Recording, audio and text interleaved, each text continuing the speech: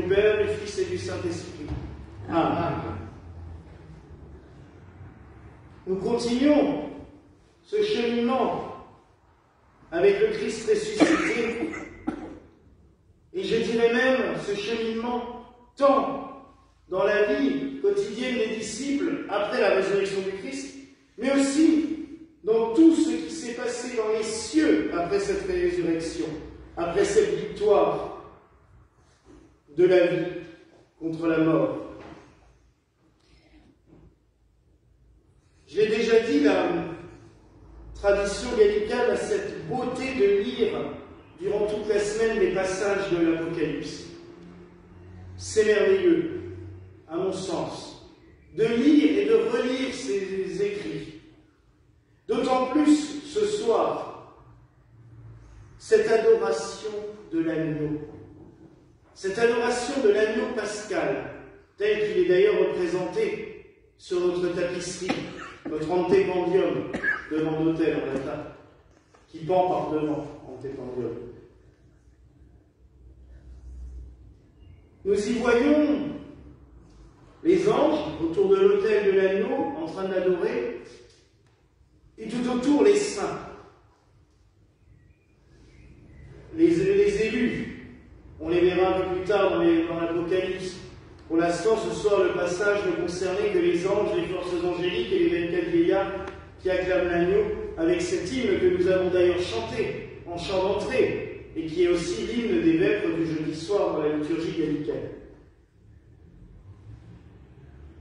Avez-vous remarqué cette beauté de ce texte quand il dit « Tu as créé une race, une royauté de prêtres ». C'est tout simplement ce que symbolise aussi cette multiplication, cette pêche miraculeuse de Simon-Pierre et les autres disciples qui sont avec lui, mais on insiste sur Pierre. Pierre n'a rien attrapé. Ah! Le Seigneur est présent, il lui dit de jeter le filet, et là, il attrape un gros filet. Plein! Une autre chose qui est marquante dans ce texte, on nous dit que dès que Pierre reconnaît le Seigneur, il se jette à l'eau. Mais chose étrange, il n'avait pas de vêtements avant, mais il met son vêtement pour se jeter à l'eau. C'est pratique pour nager. Alors il y a un petit jeu de mots en hébreu. Béled veut dire aussi bien vêtement que trahison.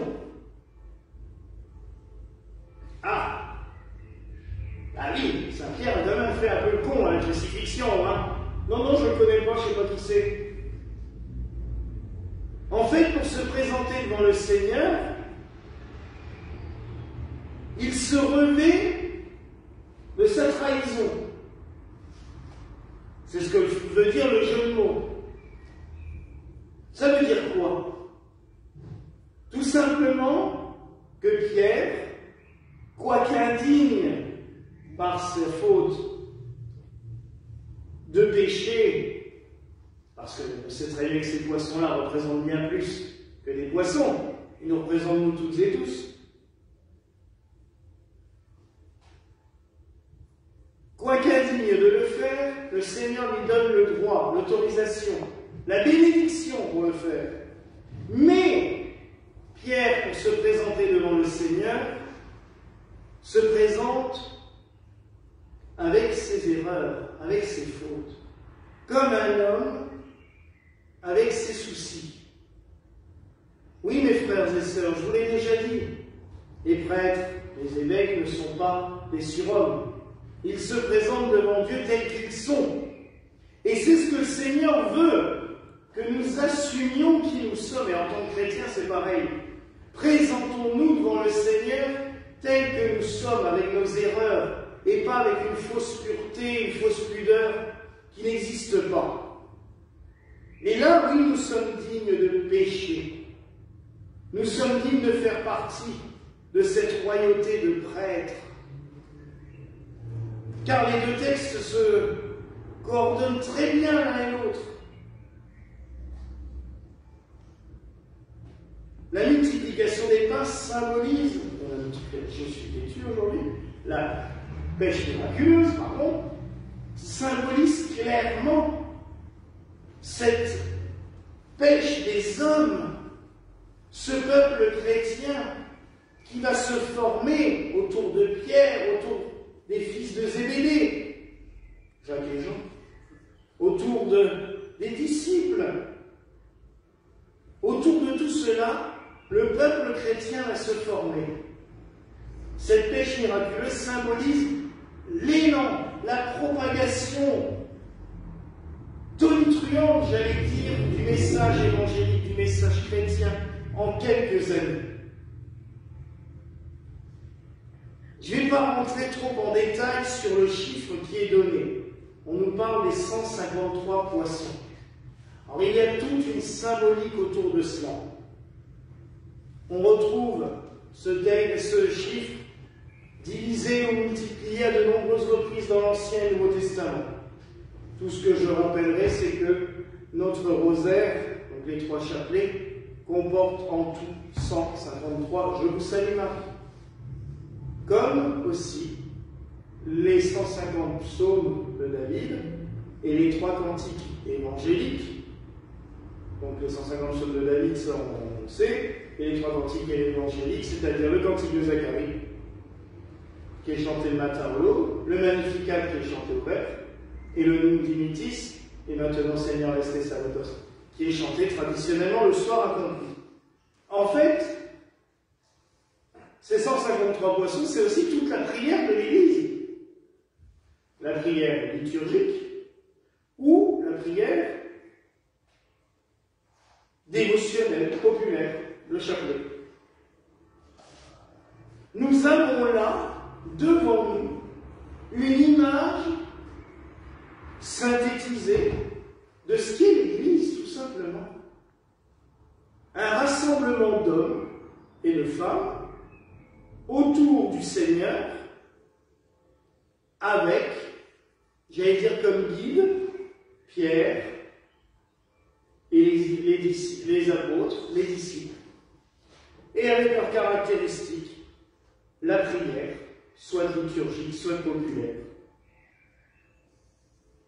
Tout est synthétisé dans ce texte. C'est pour ça que quand je disais hier que même si notre Seigneur Jésus-Christ n'a pas créé officiellement l'Église chrétienne, si lui n'a pas dit « je crée l'Église chrétienne », à partir de maintenant, nous ne sommes plus juifs, nous sommes chrétiens, il a posé toutes les bases, tous les jalons, tout a été mis en place par lui-même pour que l'Église grandisse, se développe et se multiplie. Vous voyez à quel point la symbolique est importante. Enfin, je terminerai par tout simplement cette espérance que nous aussi, ce cantique que nous avons chanté en chant d'entrée, nous puissions un jour le chanter beaucoup mieux, j'espère, beaucoup plus joyeusement encore, et avec des voix beaucoup plus nombreuses devant le trône de l'agneau de Dieu, au ciel, devant notre Seigneur Jésus-Christ, l'agneau immolé, l'agneau vainqueur, l'agneau qui détruit tous les péchés du monde, qui détruit la mort. Voilà la grâce que je nous souhaite en ce soir au nom du Père, du Fils et du Saint-Esprit. Amen. Et que la paix du Seigneur soit toujours avec vous. Et avec vous.